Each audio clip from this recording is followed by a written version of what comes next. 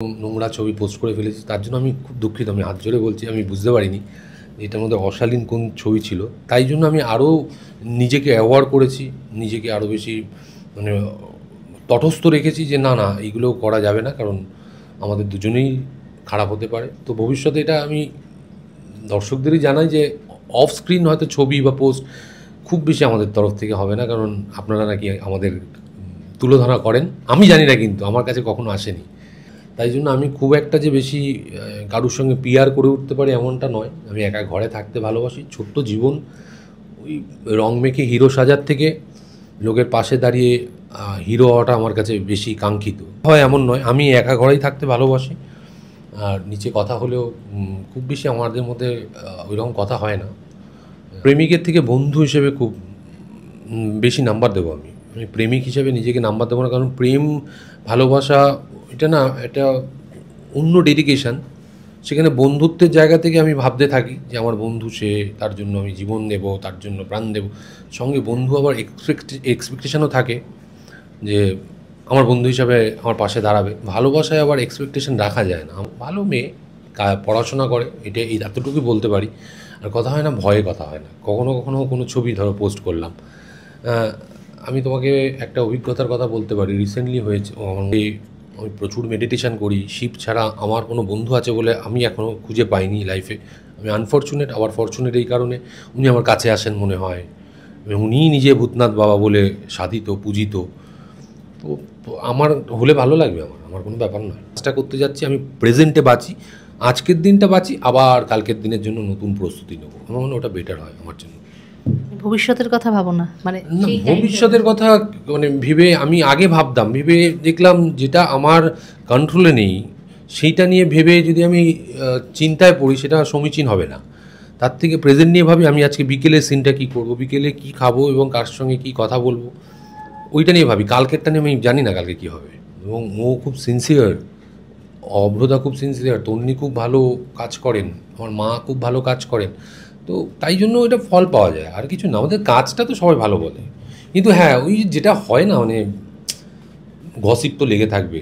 আর্টিস্টের জীবনে গসিপ থাকবে না এটা তো হতে পারে না। সেরকমই হয়তো কিছু, মানে বিগ ডিল নয় খুব একটা। একদমই। আচ্ছা, যেহেতু তুমি বললে যে সেলিব্রিটিদের নিয়ে গসিপ চলতেই থাকে, জিতু তাকে কখনো প্রভাবিত করে সব গসিপ বা কোনো? আমাকে করে না। ওই জন্যই বললাম যে আমি বন্ধ করবো, কারণ অন্যের সুবিধার্থে। আমাকে কোনো গসিপ প্রভাবিত করে না। আমি লিখে রাখি, আমি যে বিশ্বাস করি। আমার কাছে উম্যান, তাদের প্রথম রেসপেক্ট তাদের দাও, তারপরে তাদের সাথে ধর নাও বলতে হয়। না মানে কি উম্যানকে ডিসরেসপেক্ট করা? তো না বলা মানে আমি তাকে বোঝাই যে এইটা আমার কারণ। তো প্রথমত রেসপেক্ট একে অপরের কাছে দেওয়া উচিত, সেটা দর্শকও আমাদেরও দেয়। ফ্রম টলিফ্যাক্স এই মুহূর্তে রয়েছে জি বাংলার জনপ্রিয় ধারাবাহিক চিরদিনই তুমি যে আমার সেটে, এবং দেখতেই পাচ্ছ অন্যতম ভালোবাসার জুটি হয়ে উঠেছে আর্য অপর্ণার জুটি। আর্য আমার সাথে, কেমন আছো? আমি ভালো আছি। আজকে বৃষ্টির সিন করছি, তোমরা বৃষ্টির দিনেই এসছো, তাই আমি তোমাদের বললাম চলো বৃষ্টির মধ্যে দাঁড়িয়ে দাঁড়িয়ে দিই ইন্টারভিউ। সবসময় তো ঘরের মধ্যেই হয়। বৃষ্টি পড়ছে, বৃষ্টিতে ভিজতে ভালো লাগে প্রচণ্ড। আমার বৃষ্টি প্রচণ্ড, আমার আনন্দের কাল আর কি, ঋতু। আর এই গরমের থেকে একটু রিলিফ বলো, যা গরম পড়েছে। হ্যাঁ, যা গরম পড়েছে, মানে আমরা এসিতে কাজ করছি, বাড়িতে গিয়ে আমি ছায়ায় ঢুকে যাচ্ছি, কিন্তু যারা রাস্তায় প্রতিদিন ফেরি করে বা রাস্তায় রোদের মধ্যে কাজ করে, তাদের কথাটা শুধু ভাবো, তখন মনে হয় না ঠিক আছে, মানে কোনো গরম লাগার প্রশ্নই ওঠে না। আচ্ছা, যে থেকে বলবো যে আর্য অপর্ণা জুটি এই কদিনে বেশ দর্শকের মন ছুঁয়ে নিয়েছে, একটা আলাদা একটা ভালোবাসার জায়গা তৈরি করেছে। ম্যাজিকটা কি বলবে তুমি? ম্যাজিকটা হচ্ছে, দেখো, স্ক্রিপ্ট, ডেফিনেটলি স্ক্রিপ্ট। আমাদের অথর ব্যাক ক্যারেক্টার, অথর প্রচুর সাহায্য করেন, ডিরেক্টর অমিত সেনগুপ্ত, বাকি চ্যানেলের যারা রয়েছে তারা প্রচুর সাহায্য করেন। সেই সাহায্য থেকে দুজনের চরিত্রটা আমরা সুন্দর করে উঠতে, মানে আমি করে উঠতে পারি, আমি তো অন্যের হয়ে বলতে পারি না। বাট কো আর্টিস্ট হিসাবে যদি জিজ্ঞেস করা হয়, আমি একটু ওর থেকে বড়, খুব সিনসিয়ার একজন মানুষ, এবং ওর সিনসিয়ারিটি শিখবার মতো। যেটাকে বলবো যে এখানে যেটা দেখিয়েছে, মানে একটা ভালোবাসা, এই যে শুরু হয়েছে মিষ্টি মিষ্টি প্রেম ভালোবাসা, দুষ্টু মিষ্টি খুনসুটি, এবং বলা না বলার মাঝখানে যে একটা অনুভূতি সৃষ্টি হচ্ছে, এটা জিতু মানে আর্য হিসেবে আগে বলো যে কি বলবে, এটাকে কিভাবে ডিফাইন করবে? এটাকে ডিফাইন করবো, ভালোবাসার সংজ্ঞা হয় না, মানে আই লাভ ইউ বা আমি তোমাকে ভালোবাসি, মে তুমি প্যার করতা হু, এই তিনটে ভাষা বা তিনটে শব্দ দিয়েই ভালোবাসা প্রকাশ করা যায় না।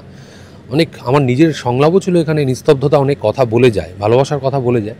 তো এইখানে অনেক মানে সাইলেন্স পোর্শন রয়েছে আমাদের সিরিয়ালে, যেটা ভালোবাসাকে উদযাপন করে। তাই জন্য দর্শকের ভালো লাগছে। আমরা তো অনেকেই বলতে পারি না ভালোবাসার মানুষকে আমি ভালোবাসি। এবার খুব জোরে নেমে গেছে বৃষ্টি।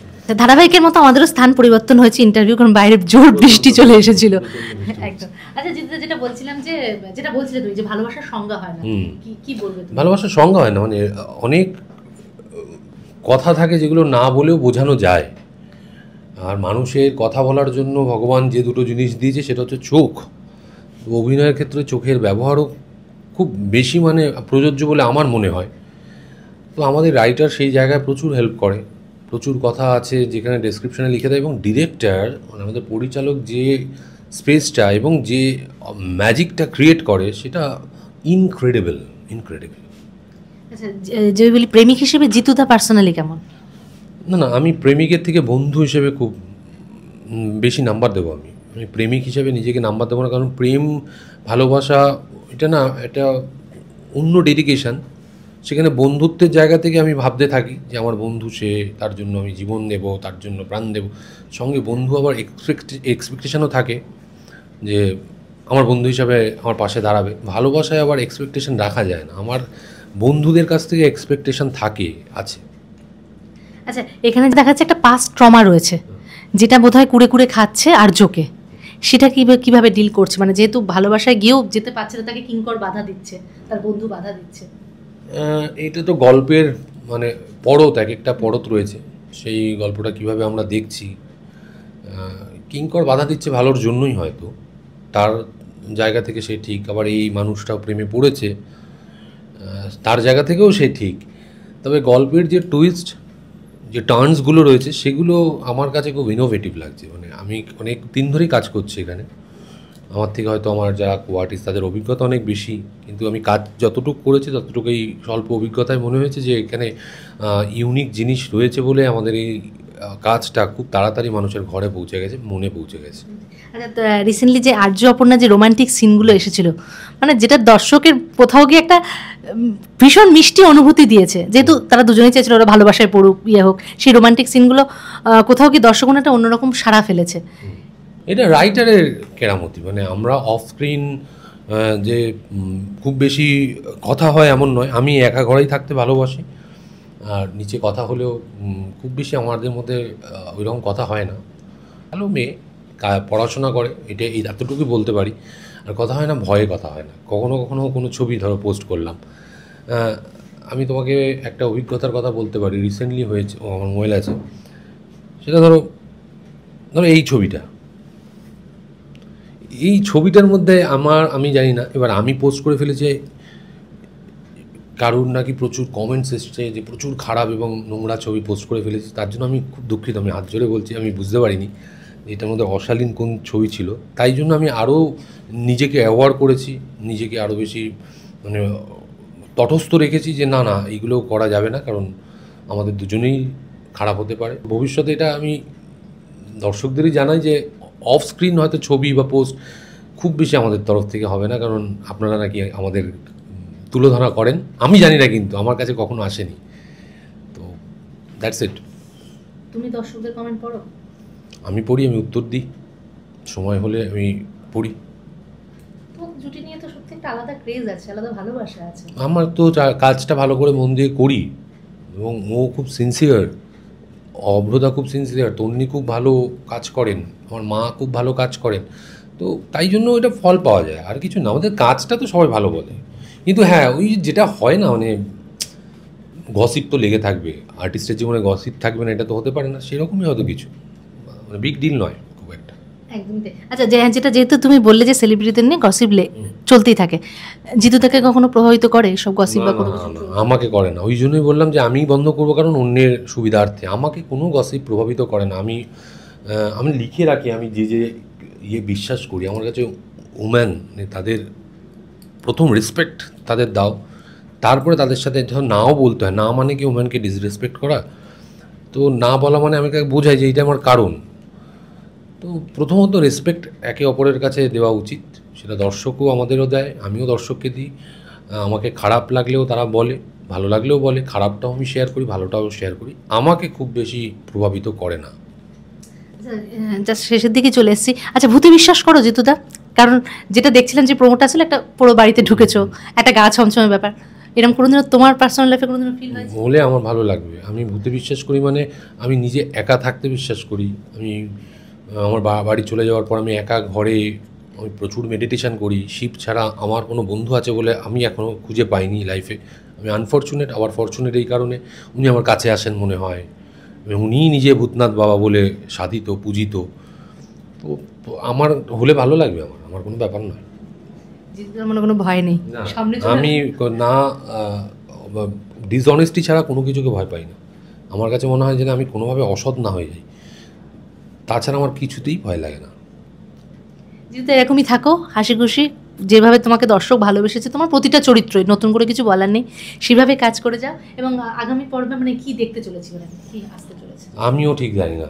তুমিও যেমন দেখলে প্রোমো, আমিও প্রোমো দেখলাম, প্রোমো করতে গিয়ে দেখলাম মানে কী গল্প আসতে চলেছে যে আমি বলবো না, আপনারা দেখতে থাকুন, আমি সত্যিই জানি না। আমি গল্প পড়ে আগের দিন হয়তো লাইনার এলো, লাইনারটা পড়লাম, আজকে কী করবো সেটা জানি, যে আজকের এইটা আমার কাজ, তার পরের দিনেরটা আমি জানতে চাই না। আমি কাজের প্যাটার্নটা এইভাবে পাল্টে ফেলেছি।